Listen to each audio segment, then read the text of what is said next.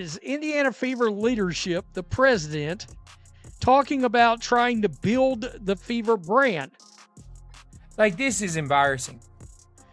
That shit should have never came out of her mouth in public. They want to use Caitlin Clark fan base to uplift their franchise as a whole. They don't mess up this Caitlin Clark situation, they will become the most valuable team in this country. The Indiana Fever immediately felt guilt for what they had done to Caitlin Clark. Fans aren't buying it anymore.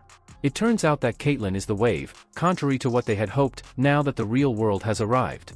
The Fever are in a state of complete panic, frantically trying to clean up the mess they made. It is Indiana Fever leadership, the president, talking about trying to build the Fever brand. Some of the worst decisions in recent sports history are being made by the Indiana Fever, and just now, it's exploding right in front of them. What began as a low-key power struggle in the background has escalated into a major catastrophe.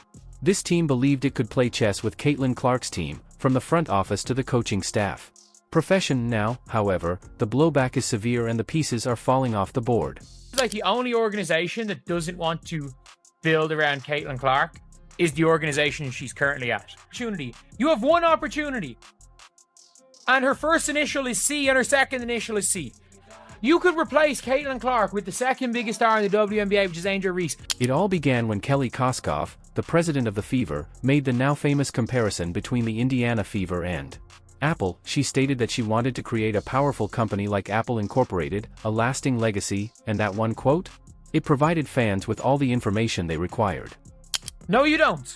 You don't have any opportunity. You have one opportunity. And her first initial is C and her second initial is C. Enduring brand, like Apple or something. I mean, we have a real opportunity here. The front staff is more concerned with marketing than basketball or winning. Instead of earning the moment, they are attempting to own it. Additionally, when your finest player is the only reason anyone is aware of there is a team, that's suicidal, not just tone deaf. The value is as high as it is ever, and it's nothing to do with what you've done, Kelly. You literally you took over and the team got worse.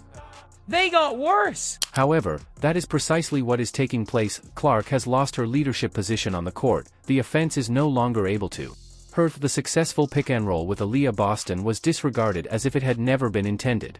What did the Fever do when Clark attempted to mobilize her teammates in a huddle? A sports psychologist was dispatched. Not a sports psychologist, a coach, or an experienced voice to soothe her, as if she were the issue. You cannot push aside your greatest assets, sideline them.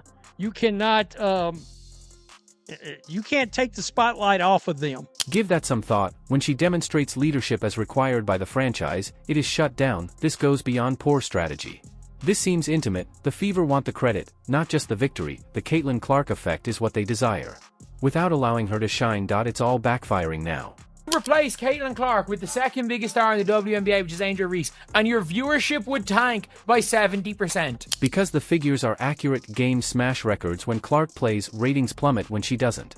One audacious forecast summed everything up. Angel Reese in her place, 70% of your audience disappears. Give Paige Buchers a try. 60% is still lost to Caitlin is the plant. There is no backup plan. The fandom is in pure crash out mode. Somebody exposed something out there. However, the current situation is absurd. The offense is in disarray. The chemistry with Aaliyah Boston has vanished. Even commentators claim that Stephanie White's coaching has declined as the season has gone on. Continued, she stomped out a star tandem that she was holding. This is the backlash, and Fever was a lost cause. This is only the beginning of the fallout.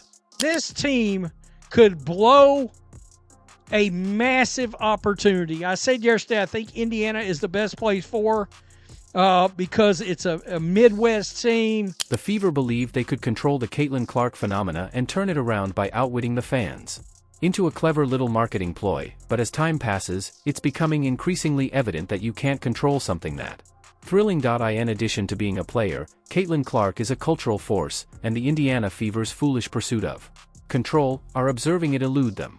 The fans has pretty much went on a tear, down on a tear with dismantling the team front office, man. They're putting everything on the blame of the front office. They were unprepared for the intensity of Clark's presence. She does more than simply sell tickets. The Fever miscalculated the force of the movement she is promoting now, rather than enjoying the splendor of her fame. The franchise is in a state of complete panic, attempting to find a way to turn things around without acknowledging.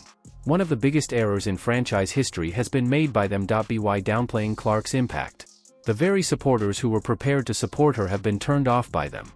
The Caitlin Clark, Aaliyah Boston deadly connection, pick and roll, two-man game connection that has worked this whole season, gone. For the Fever, this is an existential crisis more than merely a coaching error. They have been engaged in a game of chess. Caitlin Clark, however, is a checkmate. Additionally, unless they drastically change course, the Fever's identity and future will only exist as a footnote in the history of the WNBA. Indiana Fever may be coming to an end as we know it, and it appears more and more likely every day. Caitlin Clark should always be the instigator of offense on this team.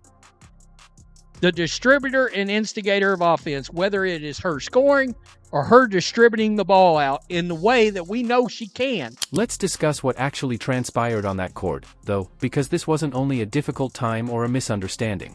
No, Caitlin Clark's treatment by the Indiana Fever was the kind of thing that makes supporters turn tables and toss their jerseys in the flames. Not only did they mistreat her, but they also attempted to subdue her, quiet her, and remove her fingerprints from the transgression. Every single good thing that has happened to your organization is because of number 22 from Iowa. They started by using the playbook's oldest trick, remove the ball from her grasp. In actuality, Caitlin, who is renowned for arranging entire offenses like a symphony, who led the country in assists at Iowa, was no longer the one who started the offensive. She became off-ball and in the corner due to the Fever observing plays take shape without her. Observing, the same Caitlin Clark, whose whole brand revolves around manufacturing, occur, and they assigned her to watch duty. What are we doing? I think we need to do a better job of getting the ball in transition, whether somebody's there or not. I think there's a fine balance of playing me off the ball and also getting the ball in my hands. That's when I'm the best in transition. Everybody knows that. I'm very open about that. You have to consider the possibility that the Indiana Fever are in on the plot to destroy Caitlin Clark. The moment for the huddle then arrived, the moment that revealed the true thoughts of this franchise to all of their stars. Caitlin made an effort to motivate her group, just leadership, nothing out of the ordinary, the kind that all coaches long for. She became outspoken and emotional, and what was the reaction of the Fever? A sports psychologist was dispatched. No. Really, after observing Caitlin's enthusiasm, the team determined that she truly needed assistance from a performance coach. She controls the energy. Instead of Caitlin's team, they want this to be theirs. They are diminishing her because of this function. They're giving credit to everyone but her because of this. Then the supporters went crazy. You can't put cuffs on them as players. You certainly can't do that. You're going to create animosity, resentment towards the franchise because, I mean, if they'd have tried this with Jordan back in the day, holy hell. We are discussing a full-scale uprising. People are boycotting games instead of just tweeting, do better. Refusing to purchase merchandise and surgically destroying the front desk. The internet is used by the supporters. They're documenting meetings, sharing screenshots, and criticizing every error as if it were a legal dispute. It's organized revolt now, not irate fans. Telling you right now, they is damn near boycotting to stop watching the Indiana Fever basketball team. But not just quit watching, they're talking about stop buying merch. They're talking about really hitting them where it hurts. Fans are posting videos with timelines and before and after statistics on social media. After a minute, Clark is running the show, and the group is growing. What comes next? The offense fails because she is off the ball and lost in the shuffle. The invoices, there are mountains of them, and the conclusion is obvious. Disregarding your foundation is not a good way to create a franchise. But this is very much sticking out, bro. The fans has definitely been keeping receipts on everything that has transpired between the front office and Caitlin Clark. Because Caitlin Clark has a large, devoted, and widespread fan base, from Iowa, they pursued her. Road games were sold out. They transformed pointless WNBA games into primetime events that people had to watch. Not only did the Fever misread, they attempted to eject the homes builder from the room. I'm sorry if you're under the belief that you think all these players were so great before they got here. That may be fine, but nobody cared, nobody watched. Thus, the reaction has begun. The Fever are guilty of attempting to stifle their own celebrity and treating their supporters as though they're ignorant and of overlooking the most crucial sports rule. Silencing greatness is not the way to win. Letting it lead is how you win. Additionally, if they continue, the supporters will ensure that the Indiana Fever are remembered Not for creating an Apple, but rather for discarding their priceless iPhone and attempting to replace it with a brick. One thing I can tell you is they're going to have a rude awakening very, very soon. Let's now discuss numbers, because, putting emotions, vibes, and merchandise sales aside, the whole issue boils down to ratings. Additionally, the data immediately hit the Indiana Fever when they attempted to downplay Caitlin Clark's significance. The face,